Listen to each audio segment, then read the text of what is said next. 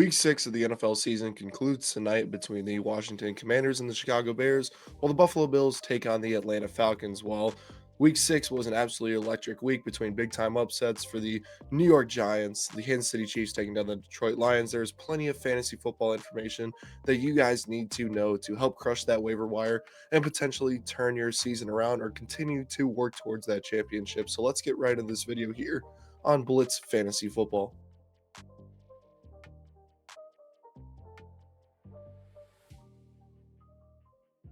What is going on, everybody? My name is Blitzlink, and we are going into that Week 7 waiver wire. I know the season's flying by, but let's get into it. Kimani Vidal is that first player, and while Hassan Haskins was the priority ad heading into the week, Kimani Vidal was the RB1 for the Los Angeles Chargers. The official split, Vidal took 40-plus snaps, Haskins only had 20. Vidal had 20-plus routes run, Haskins only had 13.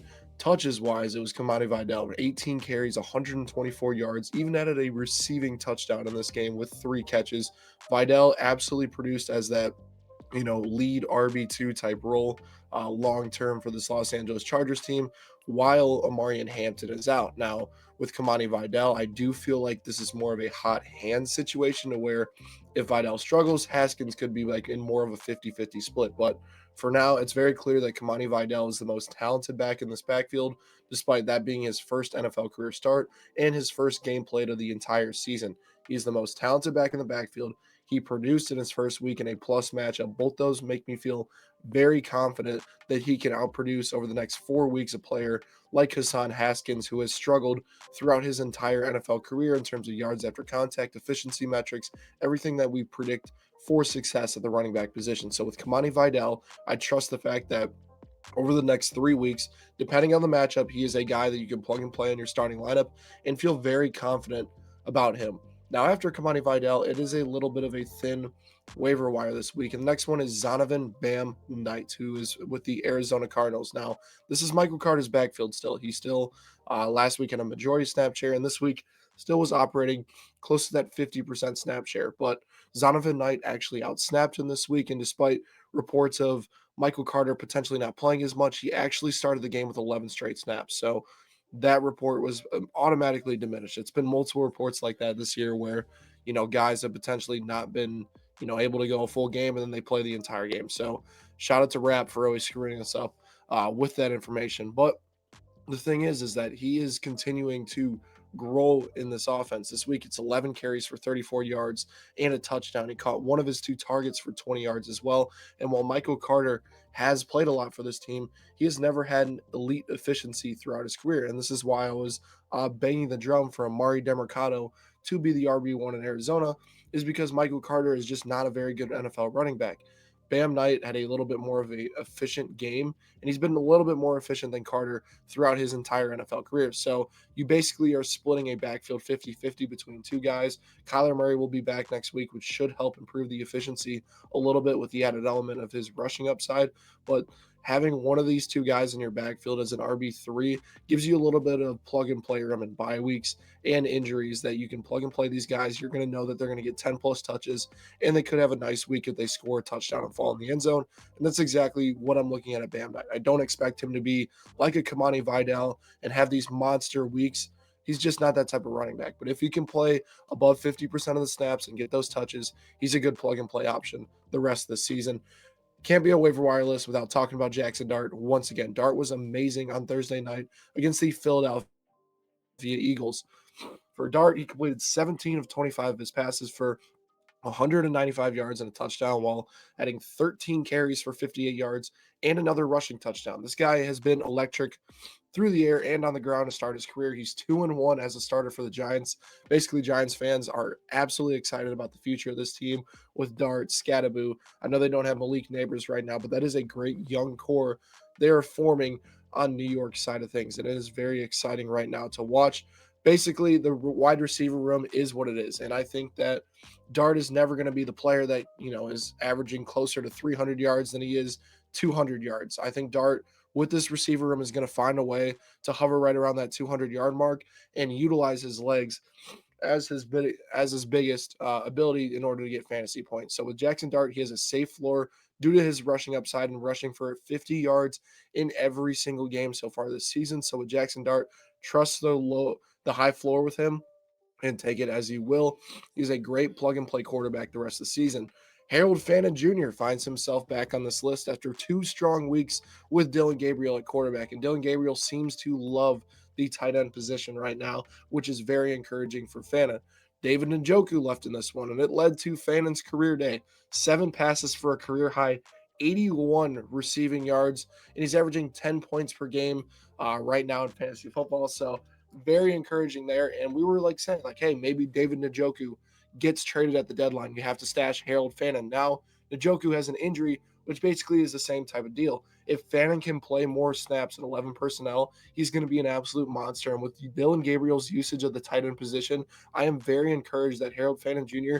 is the type of player you can keep in your starting lineup and not worry about him until David Njoku comes back or gets traded, whatever the deal is. Dylan Gabriel is targeting the tight end position at an elite level. Harold Fannin is only going to benefit, and this team is going to continue to trail in games.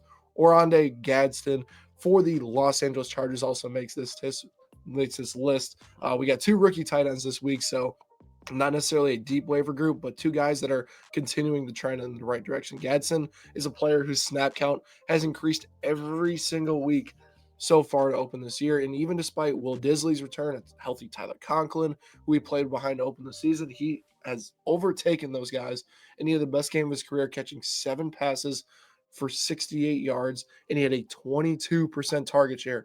That is exciting. And I think the Los Angeles Chargers have so many options in this passing game that, yes, he's going to be a little bit volatile at times, but that is not going to scare me away from Oronde Gadsen being an absolutely electric option off the waiver wire for high upside down the stretch this year in fantasy football. The next guy is Jalen Coker, and the Jalen Coker train is happening in week 7. Mark my words. Coker is going to be healthy this week. He practiced the entire week, was close to going this week against the Cowboys, but they held him off for another week. So this week he's going to get his lick against the New York Jets, who have really struggled this year.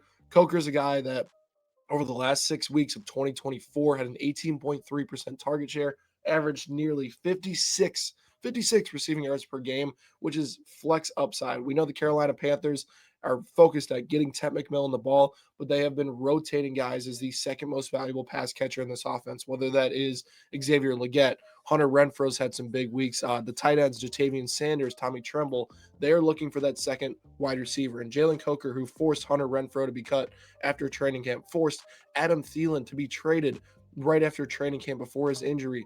He is going to be that player that has a monster role in a Dave Canales offense that has supported slot receivers at an elite level in the past. So with him, I am absolutely buying into the upside there. Jalen Coker could be a solid wide receiver 3 flex play for a lot of teams that desperately just need that one piece to make them a consistent winner in PPR formats. That could be Jalen Coker for you guys. Kendre Miller is the next one here. Miller continued his trend of playing a lot of snaps, having that, I don't want to say super flashy game, but flashy enough game to where, he's a guy we need to stash on our benches. Last week with, Alvin Kamara trade rumors heating up, you had the injury to Alvin Kamara. Who knows if he was even going to go this week, but he wound up playing. He's averaging 10 to 12 touches per game heading into the midseason. He's logging 62 yards compared to Alvin Kamara's 58. It has basically been neck and neck with this split right now. It is going to continue to be that way. And with the Chicago Bears coming up before, this team's bye week, and it's just very interesting to see what Kendre Miller can continue to do to overtake Alvin Kamara. Now, if Alvin Kamara is here, it's always going to be like that 50-50 split.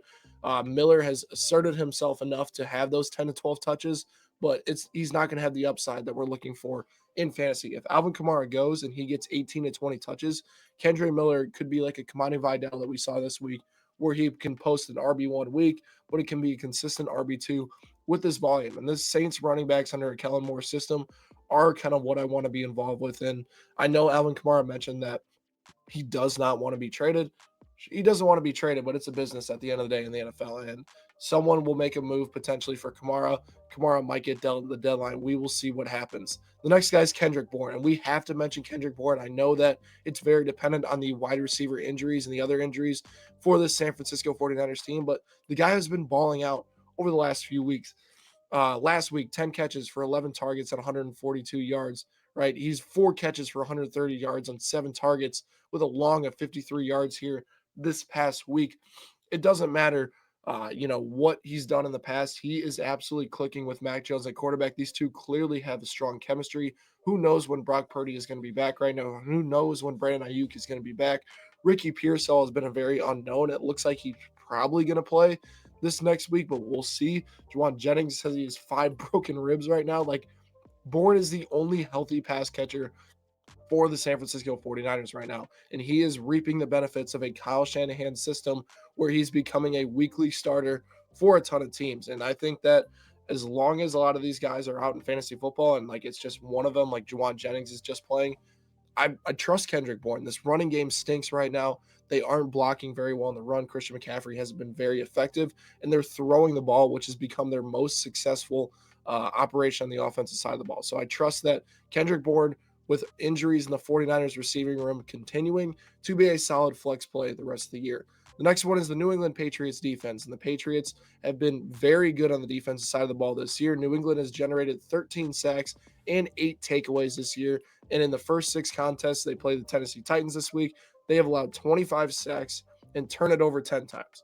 Regardless of what you think of Cam Ward in this offense, Brian Callahan cannot seem to scheme up anything for this team. So I am trusting the Patriots to be the best defensive streamer heading into the week. Let's get into our honorable mentions here. I got Sam Darnold, Trevor Lawrence, 2 guys that battled it out. Darnold is the one that excites me. One of the most efficient quarterbacks in the NFL. Clint Kubiak has done a great job with this offense.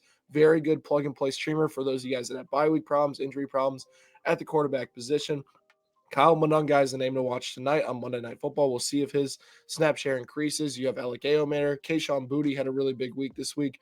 For the first time since week 1, Isaiah Bond is the name to watch as well, with his snap counts reaching close to 100% in 3 wide receiver sets.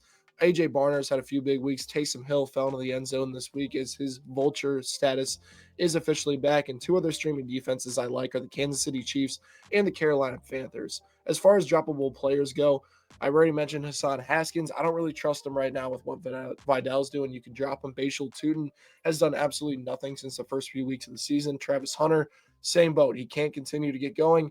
No need to hold on Travis Hunter anymore at this point. Juwan Johnson, same sort of story. Finally had the plus matchup.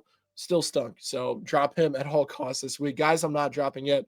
Jacoby Myers is the first one. I know he struggled this year. And I feel like better days are ahead for him. I know they can't get him going even with Brock Bowers out, but there has to be better days ahead for Jacoby Myers in this offense right now. Bo Nix, RJ Harvey both have struggled this year. Harvey, the time has to come eventually where he is able to overtake J.K. Dobbins in this offense. I don't know when it's going to be. I don't know if it's going to have to be an injury, but at some point, R.J. Harvey is going to be incredibly valuable this season, and you need to hold on to him. Juwan Jennings, a lot of injuries right now, but hold on to him. Mark Andrews as well is getting Lamar Jackson back after the bye week. That is all, guys. The Week 7 waiver wire video is officially complete. Drop a comment down below if you have any sort of waiver questions, any sort of fab questions. More than willing to answer that. Make sure you hit that subscribe button for more Blitz Sports media content, and I will catch you guys next time.